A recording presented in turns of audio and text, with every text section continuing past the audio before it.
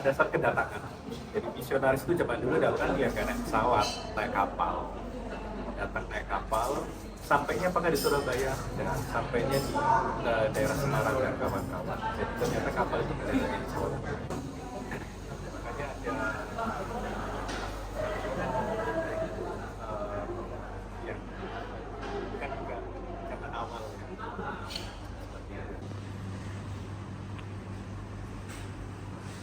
Ini adalah ruangan pertama dari museum yang menceritakan mengenai kedatangan para misioner ke Jawa Tengah. Maka dari itu, ruangan ini didesain menyerupai kapal sebagai bentuk pengingat para misioner datang ke Jawa Tengah Dengan menggunakan kapal. Tahap kedua sudah dia bagi. Ini adalah tahap awal-awal ajaran Kristianinya naik. Jadi ada yang Katolik sebagainya. Mostly sangat bisa nge-blend istilahnya. Jadi bukan berarti terjadi segregasi. Itu enggak, betul-betul merakyat sih. Bahkan terjadi akulturasi. Jadi ada beberapa budaya yang sebenarnya harus di-combine. Terjadi itu yang segmentasi kedua. Timeline kedua. Ruangan kedua ini juga didominasi oleh kue balok batu bata sebagai gambaran bahwa pada saat itu banyak menggunakan konstruksi yang menggunakan bahan batu bata. Tantangan ketiga penjajahan Jepang.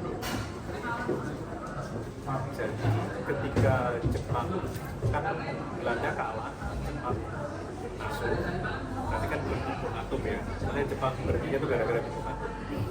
Jepang masuk, kalau bom atom itu 1945, berarti sekitar 42-an.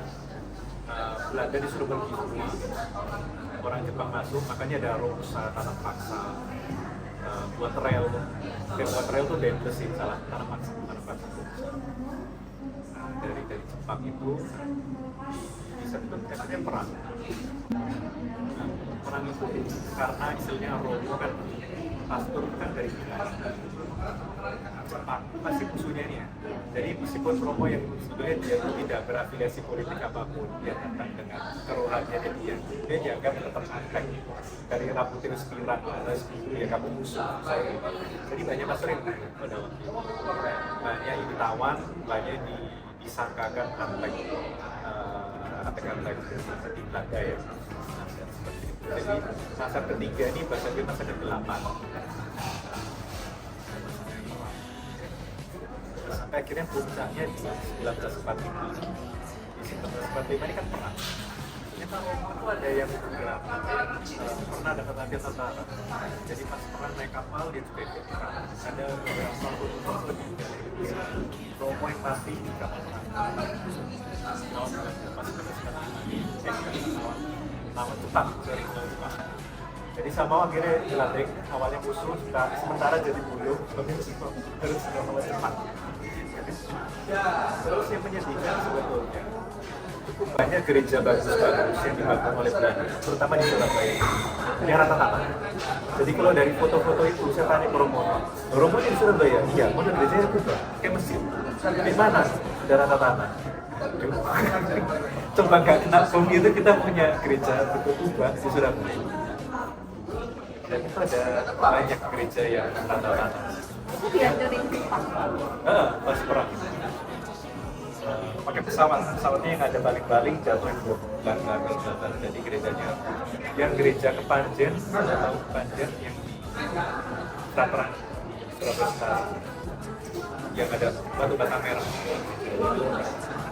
dan dua tower itu dulu kena bom tapi hancur separuh. Untungnya masih bisa direstorasi. Yang lain itu rata-rata semua. Itu yang tadi. Ketiga, keempat, Indonesia Merdeka. Indonesia Merdeka ini kita mulai kita mulai tenang. Kita juga sudah bisa mulai memikirkan ke depannya bagaimana.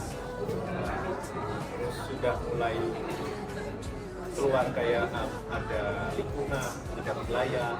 Kalau di gereja Katolik kan ada sel lah istilahnya ya, kalau di grup sudah mulai keluar beberapa prinsip-prinsip gereja Indonesia. Jadi mulai matang, mulai dibuatin seperti kemerdekaan. Dan yang terakhir pasca kemerdekaan, yang tanda tanya sebetulnya kita mau dibawa kemana kebijakan misionaris ya. Sebetulnya ruangan itu pada jadi kita kali ruangan kelima itu adalah selasar untuk pulang. Kita pakai itu sebagai ruangan kelima. Sebetulnya ruangan kelima. Kita letakkan dulu sehingga memang cara menikmati museum ini tuh sebaiknya masuk dari yang ruangan satu yang kedatangan. Terus kalau kedua sejarah Indonesia, ketiga penjajahan Jepang. Dari situlah kita mulai ide